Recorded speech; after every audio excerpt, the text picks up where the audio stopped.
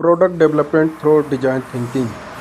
Design thinking के द्वारा product तैयार करना, बनाना, डेवलप करना। यह सेक्शन डॉक्टर विवेक बिंद्रा जी के 10 डे MBA के डे 2 के आधार पर तैयार किया गया है। आज हम इस सेक्शन में जानेंगे कि डिज़ाइन थिंकिंग क्या है, यह कैसे शुरू हुई, डिज़ाइन थिंकिंग को जानना क्यों जरूरी है, डिज़ाइन थिंकिंग द्वारा प्रोडक्ट को डेवलप नहीं करेंगे तो क्या होगा, डिज़ाइन थिंकिंग करते समय कौन कौन से बिंदु विचार कर लेना चाहिए, डिज़ाइन थिंकिंग कैसे करते हैं, डिज़ाइन थिंकिंग करने के कौन कौन से स्टेप्स हैं, डिज़ाइन थिंकिंग के द्वारा कुछ बने हुए प्रोडक्ट जिससे कंपनी ने मार्केट में अपने आप को आगे बढ़ाया, ये सब क्या है, इसी सब को हम जानेंगे। डिज़ाइन थिंकिंग की शुरुआत एप्पल ने की थी। डिज़ाइन थिंकिंग कर लेने से आपका प्रोडक्ट मिनिमम वाइएबल बिजनेस प्रोडक्ट हो जाएगा। मिनिमम वाइएबल बिजनेस प्रोडक्ट यानी कि आप प्रोडक्ट की वाइबिलिटी क्या है, यानी कि कस्टमर इसे क्या बार बार खरीद रहा है, क्या बार बार यूज कर रहा है, क्या इस्तेमाल करते समय इंगेज हो रहा है, क्या वह प्रोडक्ट की वकालत कर रहा है, कस्टमर क्या कह रहा है, इसका डाटा कलेक्ट करना होता है और अपनी गलतियों को सुधारना होता है। गलतियों से नातेदारी नहीं, सुधार करना समझदारी है सही। डिज़ाइन थिंकिंग करने के लिए ये 8 बिंदु विचार कर लेना चाहिए। क्या आसपास कोई डाटा उपलब्ध है, उससे आप स्टडी करिए, रीड करिए। दूसरा है कि आंतरिक स्टेक होल्डर से आप इंटरव्यू कर लीजिए। तीसरा है कि प्रोडक्ट खरीदते समय कस्टमर के पेन्स और गैप को समझ लीजिए। चौथा, सभी टच पॉइंट को समझ लीजिए, जैसे ब्रांड, क्वालिटी, सर्विस इत्यादि। पांचवा, कस्टमर के घर जाकर मिलिए, रिसर्च करिए। छठा कि ग्रुप इंटरव्यू कर लीजिए। कस्टमर से ग्रुप इंटरव्यू करना जरूरी है क्योंकि रियल यूजर कस्टमर ही। अपने कंपटीशन का विश्लेषण करिए। फीडबैक फॉर्म भी भरवाइए, जैसे सर्विस रेटिंग क्या है, कस्टमर एंगेजमेंट क्या है, ऐप डाउनलोड कितने हो रहे हैं, रिटेंशन रेट क्या है, रीपरचेज रेट क्या है, एक्टिव यूजर का परसेंटेज क्या है, पेइंग यूजर का परसेंटेज क्या है, पर यूजर औसत रेवेन्यू क्या है। डिज़ाइन थिंकिंग की शुरुआत एम्पैथी से होती है, यानी हमेशा कस्टमर की कन्वीनियंस का ख्याल रखना होता है। जब डिज़ाइन में कस्टमर की कन्वीनियंस का गुण होगा तब डिमांड दोगुना होगा। अर्थात एम्पैथी के साथ सोचना, समझना और प्रोडक्ट को कस्टमर की कन्वीनियंस के अनुसार डिज़ाइन करना। कस्टमर की कन्वीनियंस के आधार पर प्रोडक्ट को डेवलप करना ही डिज़ाइन थिंकिंग है। स्टीव जॉब्स भी कहते थे कि डिज़ाइन वह नहीं है कि वह कैसा दिखता है, बल्कि वह है कि वह कैसे काम करता है।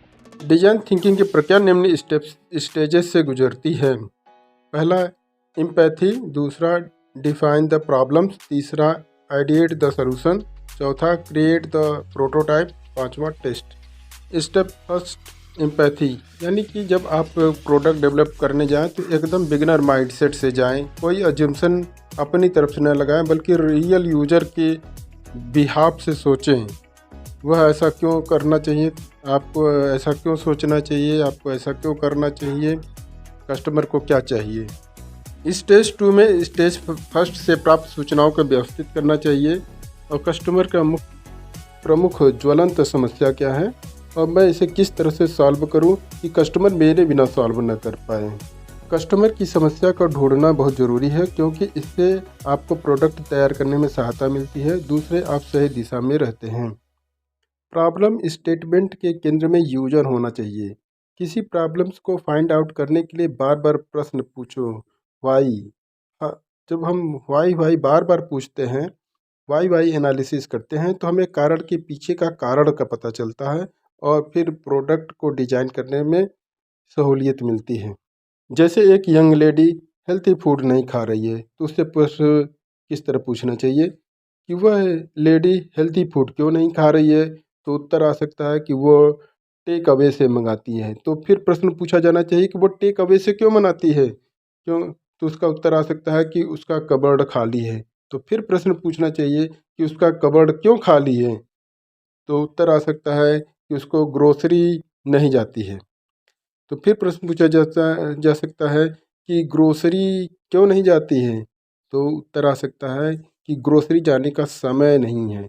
तो समय क्यों नहीं है, क्योंकि उसके वर्क आवर बहुत लंबे हैं और इसलिए उसके पास समय की कमी है और इस तरह से वह उसका कबर्ड खाली है, वो टेक अवे से मंगा के खा लेती है, इस तरह से हेल्थी फूड नहीं खाती है। तो इससे ये एक सॉल्यूशन मिला कि वाई करने से आपको प्रॉब्लम स्टेटमेंट का पता चल गया, अब आप प्रोडक्ट डिजाइन करेंगे और आपका प्रोडक्ट डिजाइन कैसे होगा? Young working professionals need a quick and convenient solution to eating healthy. अब प्रॉब्लम आइडेंटिफाई हो गई, तो अब स्टेज 3 आइडिएट द सोल्यूशन, समाधान पर विचार करना है। समाधान पर विचार कैसे करेंगे?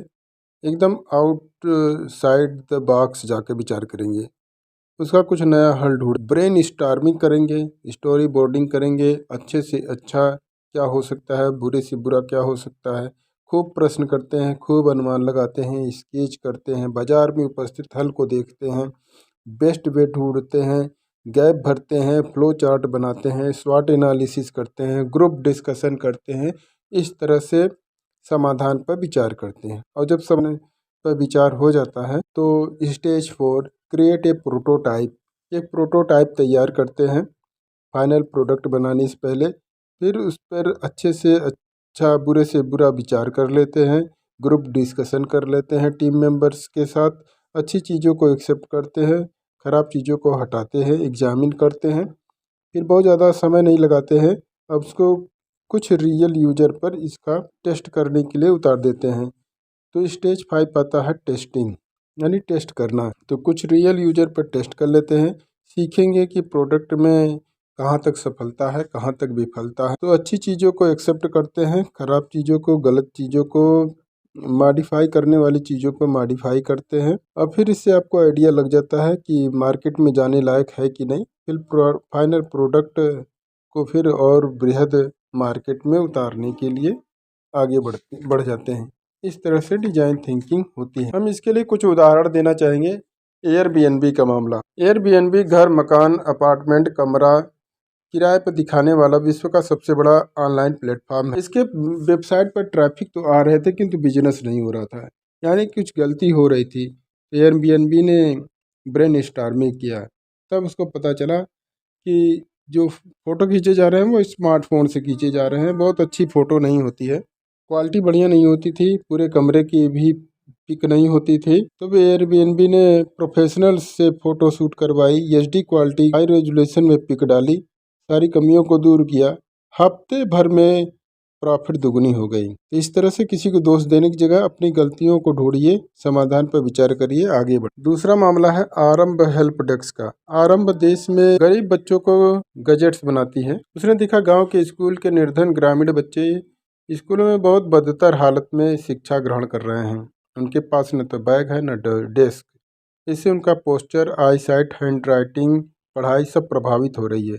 तब आरंभ ने सोचा क्यों न इनको सस्ती सी सस्ती ऐसी चीज़ बना दी जाए जो कि इनके पोस्चर, आई साइट, हैंड राइटिंग को सुधार दे, पढ़ाई को भी अच्छी कर दे। जल्दी उसने रिटेलर कारपोरेट से उनसे त्यागी गई कार्टून मंगाकर डेस्क का फॉर्म दे दिया। अब बच्चों का पोस्चर, हैंड राइटिंग तो बनने लगी, किंतु उनके पास बैग की कमी थी। तो उसने इसके लिए प्रोडक्ट को डिजाइन करने की सोची और कार्टून को ही डेस्क और बैग दोनों के रूप में बना दिया, यानी कि फोल्ड करो तो डेस्क और दूसरे तरीके से फोल्ड करो तो बैग बन जाती थी। फिर इसको हैंडी करने के लिए उसमें हैंडल जोड़े, कुछ रस्सी से जोड़कर उसको टांगने लायक भी बना दिया। इस तरह से देखा कि बच्चे इसके लिए बहुत कंफर्टेबल हो गए और चीयरफुल हो गए और यह बहुत ही अफोर्डेबल, मात्र 14 रुपये में बनकर तैयार हो गया। इस तरह से बच्चों का पोस्चर, आई साइट, हैंड राइटिंग, पढ़ाई सब सुधरी और यह भी देखने में आया कि ड्रॉप आउट रेट भी बहुत संख्या में गिरी। इस तरह से डिजाइन थिंकिंग द्वारा प्रॉब्लम का सलूशन हो जाता है, प्रॉब्लम सॉल्व होती है। अब बात करते हैं लाइफ सेविंग डाट। भारत के अंदर लाखों ऐसी ग्रामीण महिलाएं हैं जिसमें आयोडीन की कमी है, जिसके कारण उन्हें breast cancer, fibrocystic breast disease आदि हो जाती है। आयोडीन की गोलियां फ्री में उपलब्ध है किंतु महिलाएं उन्हें लेती नहीं थी, बड़ी समस्या थी। तब लाइफ सेविंग डाट ने इस तरह से प्रोडक्ट डिजाइन करने की सोची जो महिलाओं के लिए उपयोगी हो और उन आयोडीन की कमी को भी दूर करे।